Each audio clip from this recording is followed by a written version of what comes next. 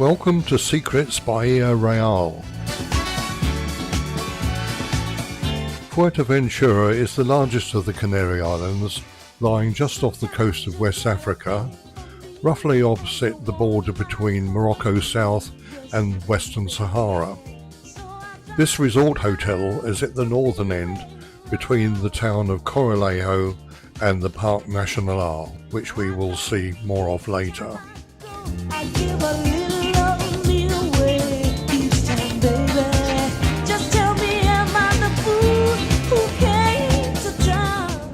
It's a short 4-hour flight due south from London and guarantees some warm sunshine even in winter.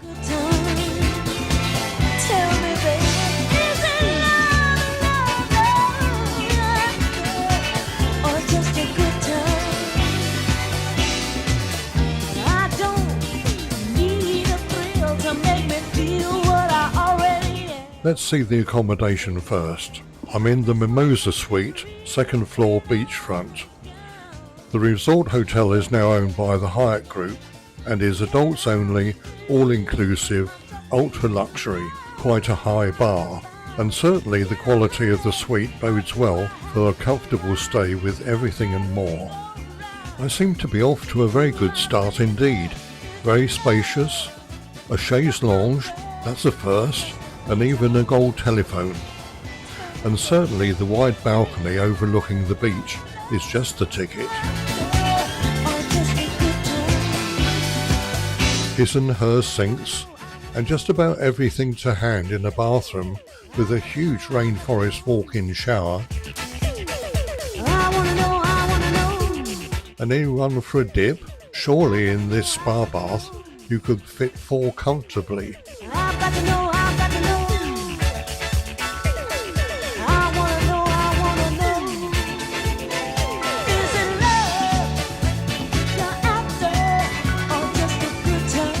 Perhaps I'll unpack later as the inner man is rattling and I'm booked into Himitsu, the Japanese restaurant, for the first of 3 visits, each to a different section, table, sushi bar and then a la carte. So it's to table tonight.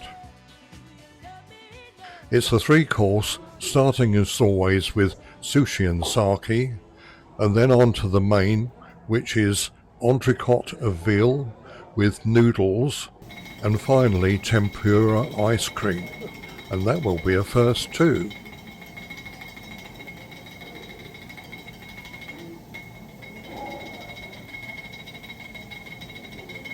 Here we, and I say we, a group of 8 sit directly at the table, where an accomplished chef will cook the food directly in front of us.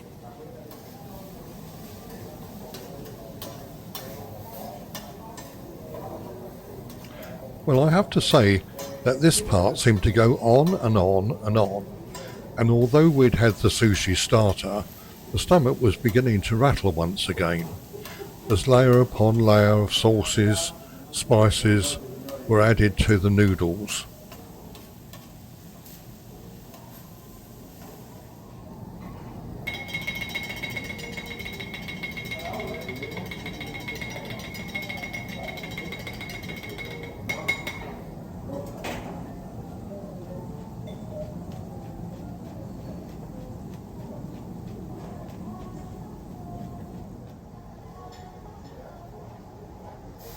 We were then asked how we would like our entrecote cooked, and with further seasoning, flambeing, you name it, just about everything was thrown at this meat.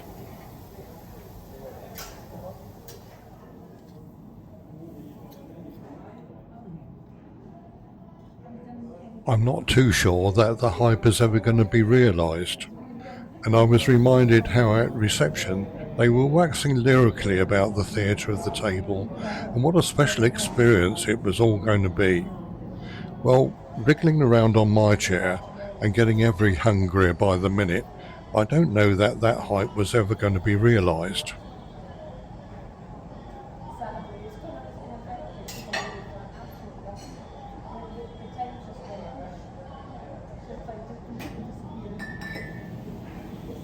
I'm beginning to wonder if my 2 further Asian bookings at this restaurant were going to be such a good idea.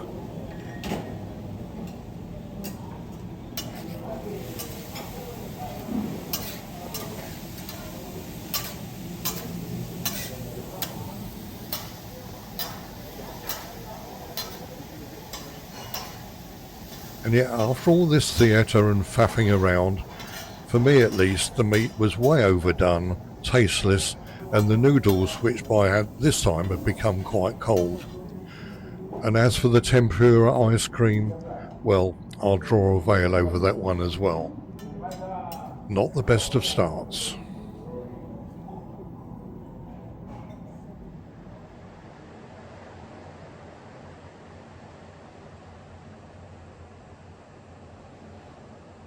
It really is a wonderful view here, with the island of Lobos nearest, and in the distance you can see Lanzarote quite easily. And with a nice cup of espresso going down to start the day, after breakfast I shall have a first look around the resort in daylight.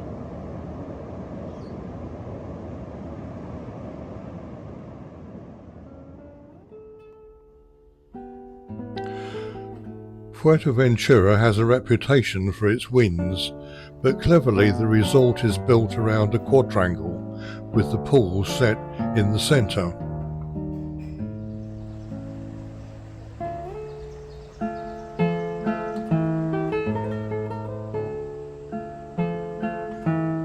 The blossoms of the bougainvillea and the hibiscus thrive in the near windless environment here, and the ground staff do a magnificent job keeping everything so neat and tidy.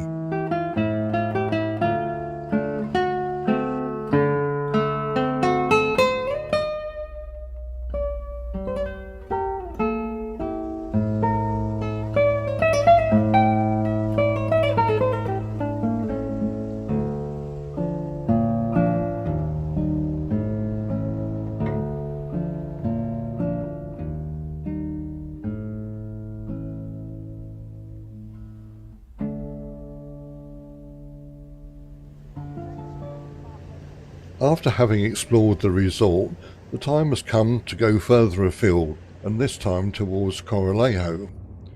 It's another great day, and certainly the town looks interesting. Why, you might think, with all the wide unspoiled landscapes around here, would you want to build a town quite so close to one of the only 2 volcanoes? Nevertheless, it forms a great backdrop to the town. It seems this part of the coastline plays host to budding surfers, as there are so many schools operating hourly along here.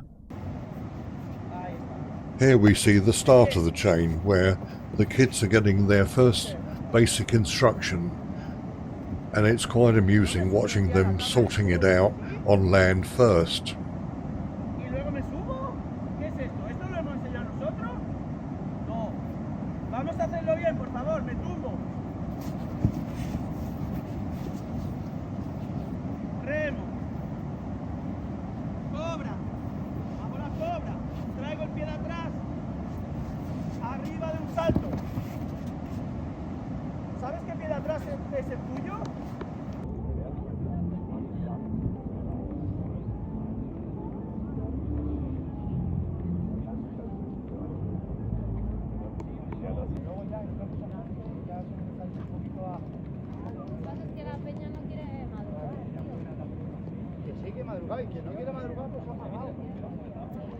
And then it's the turn of the more senior enthusiasts, all well suited up against the surf, and much evidence of face protection from these very strong ultraviolet rays.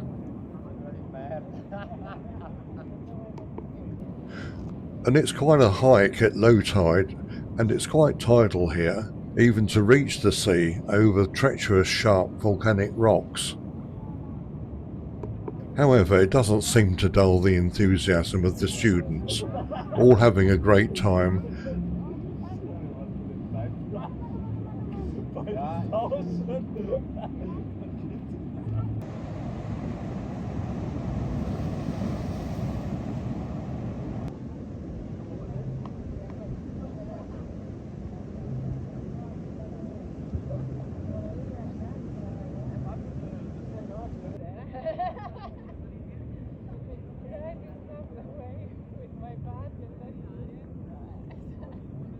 As soon as one group returns, the next group is on its way out.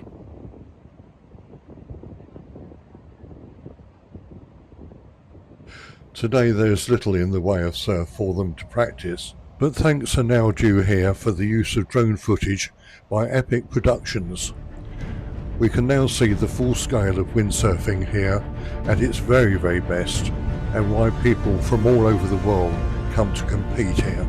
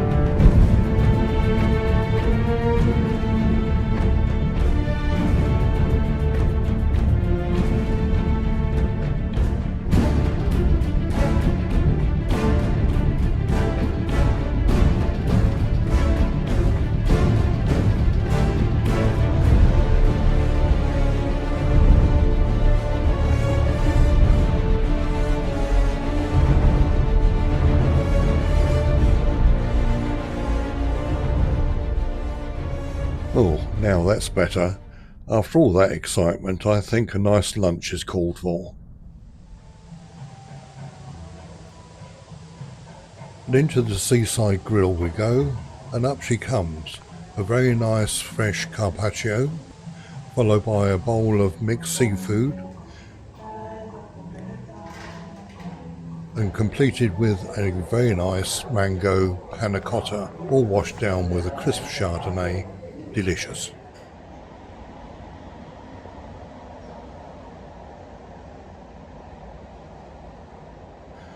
And after that, I think a nice long walk is called for.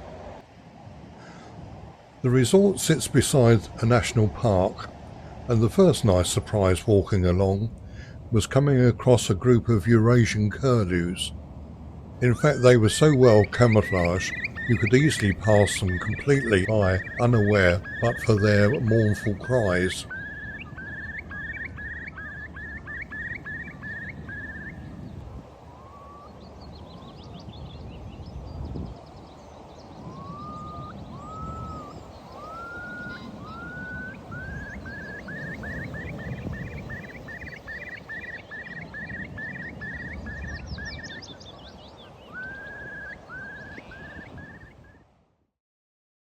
But on to the Parque Natural.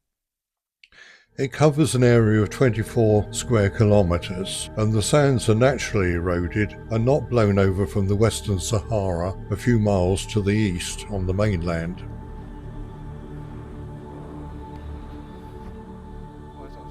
The park was set aside only since 1982, when it was decided that no building or parking would be allowed in this natural habitat, a free space for people to enjoy. There's flora here even in this hot, dry and wind-swept area. Saltbrush and tobiba are a few of the examples here. And turtles still breed here along the 10 kilometres of shoreline. And dotted around are the zuccos, semicircular stone formations, to shelter from the ever-present wind. Fortunately, there are no snakes on the island, but I did see many a sand lizard scuttling amongst the stones. The park is also a haven for naturists, so when selecting one of these shuckos, you really do need to be a little careful not to give somebody a bit of a surprise. But with 10 kilometres of coastline along here, you can see that windsurfing is king. Mind you, you've got to be careful you don't dip down in the water for too long, as it's known that hammerhead sharks patrol these beaches up here in the north.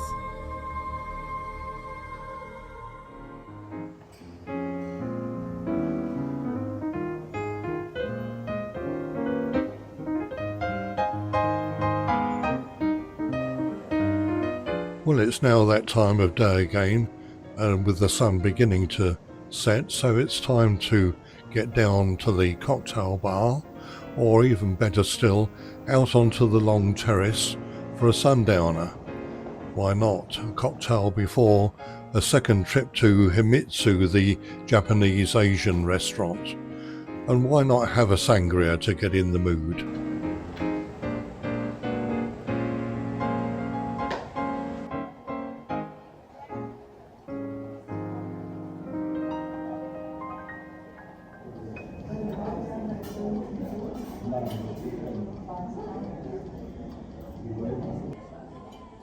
And this time around at Himitsu, a very different experience, starting with a very generous portion of sushi, followed by very sticky teriyaki chicken, which was delicious, and washed down with a nice ryoka who got rid of the sake.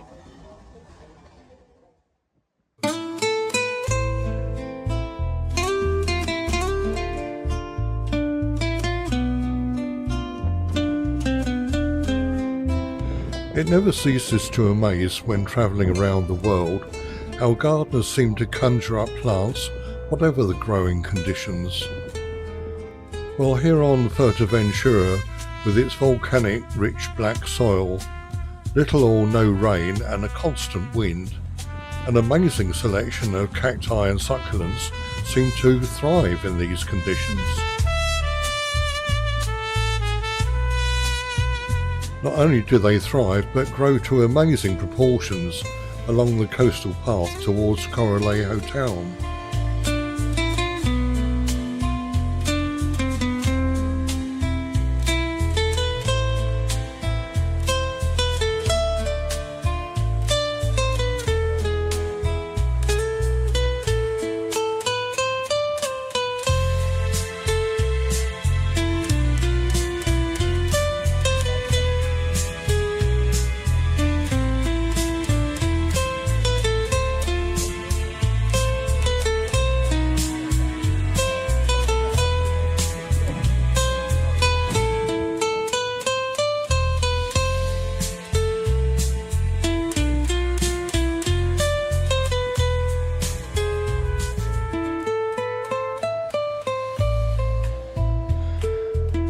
Now, if you could ever get excited over a restaurant's location, it surely has to be here. The Bay Lounge is constructed beyond the tide line, and with constant surf swirling past, has to be in the top category for location. And not only location, for it comes with a really top choice of seafood menu. Spacious, never crowded, it afforded great views of Lobos Island and beyond, and first-class service, your wine choice arriving promptly.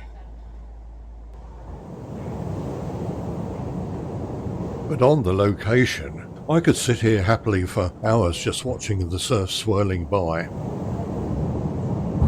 To start with, a really nice gazpacho, the Spanish chilled soup, expertly made and topped with cream and fresh rocket, and the breads even, flavoured butters, a crisp Chardonnay. What's not to like?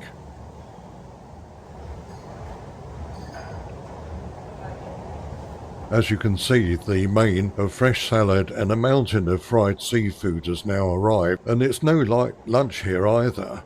I know I shouldn't, but the fried baby octopus in tempura batter were absolutely delicious. Such a pity there's no room left for anything off the dessert menu.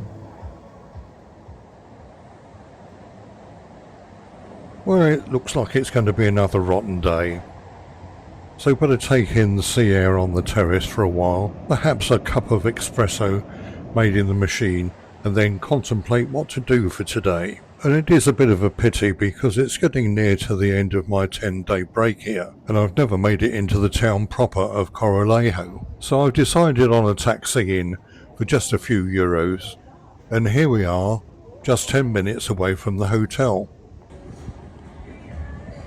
And the first thing I come across is these little booths which sell excursions out to see dolphins, whales and sharks, and of course tickets for the ferries over to Lanzarote, not very far away. And you can bet when there's plenty of these herons standing around that there's plenty of fish in these waters. Although discovered in the 1400s from the then well-established island of Lanzarote a few miles away, Corralejo remained only a small fishing village of some 200 people until the late 1920s, when it really began to be developed as a tourist resort. And just a reminder that although this sea looks very inviting, sharks are commonplace here. The wind here in the north was actually the town's saviour, as the principal food at the time was gofio, which was made from roasted grains and starchy plants, and this needed windmills to grind. And also the fishermen relied on wind power to make their fishing boats viable, manoeuvring without the need of expensive diesel products. But as you can see on a sunny day like today, the town, even now fairly early in the morning, it's well filled with tourists, mainly from Northern Europe, seeking warm season sunshine away from the cold back home. But even so, on the town's well-sheltered beach, there's plenty of room.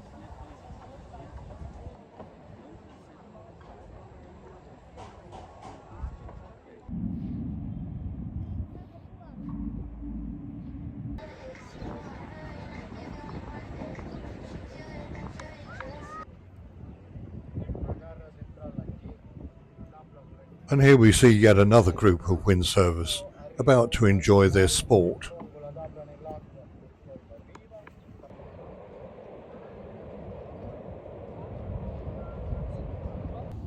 And then, a little like the fish that got away story, recalling to friends that perfect day after waiting for so long, along came the perfect wave which they rode for minutes on end. And if windsurfing rocks your boat, so to speak, then here near Corralejo is the place to come. I was told that world-class competitions are held here later in the year when the rollers are at their best with high winds. But for today, at least in the lovely warm sunshine, just an easy, enjoyable day out. But for now, it's back along the beach to the resort.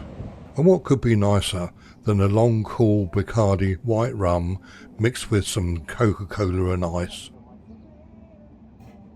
Lovely, thank And you. then on to another one of their perfect light lunches, this time a seafood bisque, followed by a very filling gratin.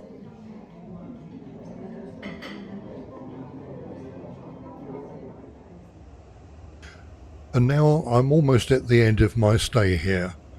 Certainly the accommodation has been absolutely top-notch, and I couldn't have wished for better. I could of course stay on my terrace up here and had a sundowner, but I think I'll join people downstairs. And all that's left on the gourmet trail is a final visit to Olio, the top restaurant serving dishes with a Mediterranean feel.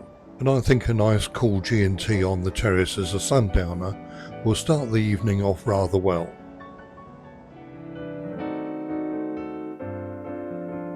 The restaurant certainly had ambience, so lacking in some of the others. To start with, I was offered vintage Rioja from different years, a nice touch. And then straight into the first course, a very generous plate of foie gras with roasted pineapple, absolutely delicious. And this was followed by roast suckling pig from Galicia with Canarian potatoes and sweet peppers, also a delight. And the evening was completed with the freshest of fruit salads. Perfect.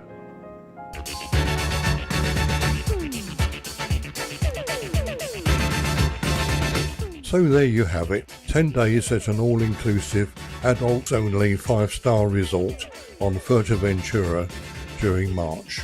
The food, the venues, and certainly the accommodation and the warmth of all the staff matching the endless sunshine here, what's not to like?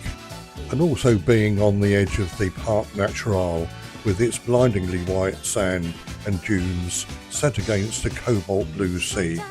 The views out to Lobos Island and the distant sounds of surf breaking on the distant shore, a certain recipe for a good night's sleep. and now with the sun setting on my very last evening here, I shall certainly miss the tranquility of this resort.